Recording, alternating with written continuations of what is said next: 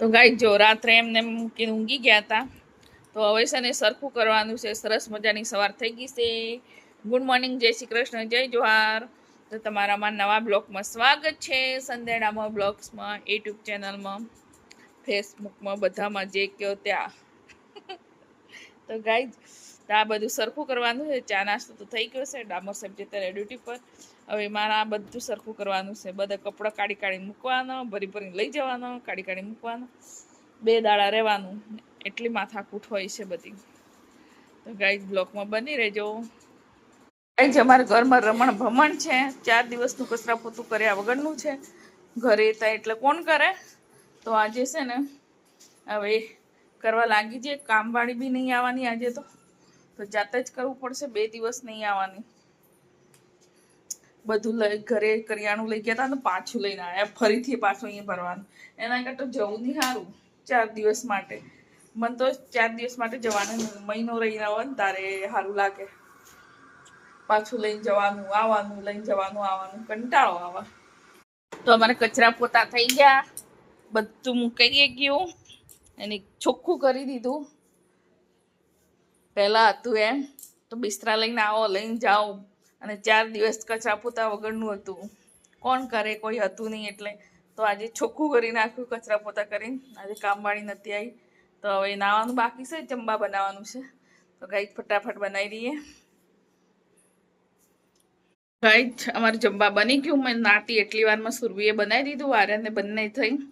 આર્યને શાક બનાવ્યું, સુરભીએ રોટલી બનાવી. ગાઈ તો દૂધીનું શાક બનાવ્યું છે. તો હું તૈયાર કરી આપી ગઈ હતી બધું. તો હું કામ કરીને થાકી ગઈ હતી ને એટલે પછી આ લોકોને મેં સોંપી દીધું, તમે આટલું કરી દો. તો દૂધીનું શાક બનાવ્યું છે. અમે ગામડેથી લાવ્યા હતા, મારા ઘરેથી દેશી દૂધી. પછી દહીં છે, એ બી દહીં બી ગામડાનું છે. તો અમે જમી લઈએ હવે. તો ગાય સાંજનો સમય થઈ ગયો છે. હું તો આજે તો એટલી બધી ઊંઘી કે ના પૂછે વાત. 5:15 વાગે ઉઠી. તો છે ને હવે કપડાં વાળવાના છે. એક ઢગલો કપડાં છે, બધા ઉતાર્યા છે અને બીજી વાર બધા સૂકવ્યા છે. આટલા બધા કપડાં છે અને એકવાર ફરીથી સૂકવ્યા છે. તો આ ઢગલો કરી મૂક્યા છે. તો વાળીને હવે મૂકી દઈએ. આ તો સાફ સફાઈમાં જ ગયો છે આખો તો. બહુ ધૂળ મીઠી થઈ ગઈ છે. 8 દિવસ કચરા પોતું નહોતું કર્યું. તો આજે કામવાળી બી ના આવી એટલે જાતે કરવું પડ્યું. આરેને પોતું કર્યું, ઊભું ડોળવાળું એને ફેરી દીધું. મને બધે કચરો કાઢ્યો. બહુ જ માટી હતી. તો પછી બધું કર્યું. બધું જમવાનું તૈયાર કરી આપ્યું. તો સુરભીએ બનાવી રોટલી, આરેને બનાવ્યું શાક. તો મેં નહીં લીધું. જમીન પછી ઊંઘી જ ગઈ હતી. તો હવે છે ને કપડાં વાળવાનું છે, જમવા બનાવવાનું છે. તો દૂધીનું શાક પડ્યું છે તો એની કઢી બનાવી દઉં વિચારું છું. બ્લોકમાં બની રહેજો. ગાઈ હવે જમવા બનાવવાનું છે. તો ભાત તો થઈ ગયા. તો દૂધીનું શાક પડ્યું છે અંદર, બહુ બધું છે. તો કઢી બનાવી દેવાનું છે. હવે કંઈ બીજું શાક નથી. આ છોકરા કંઈ ખાતા નહીં એટલે કંટાળો આવે. તો કઢી બનાવી દે એમ કહેશે એટલે કઢી.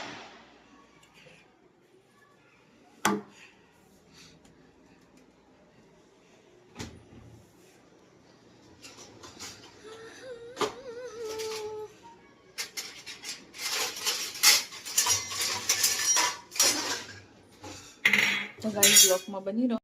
તો કઢી તો મેં બનાવી દીધી. હવે ઉકળે છે, બરાબર ઉકળવા દઈએ કઢી. તો ભાત તો રેડી થઈ ગયા. તો હવે રોટલી બનાવી દઉં. તો આર્યન ગયો છે એની જ છે. તમારી સુરવી બેન છે, લોટ ચાળી લાવે છે. એટલે છે ને મારે છે ને હવે લોટવાની રોટલી જ કરવાની છે. અમારે જમવા રેડી થઈ ગયું. તો હવે માટે આર્યન નીચેથી આવી ગયો છે. સુરભી બધું લાવે છે, પાણી બધું. તો અમારે કઢી બનાવી છે. જોઈ સરસ આ રોટલી અને ભાત. ગાઈ અમે જમી લઈએ. તો તમારે જમવું હોય તો આવો.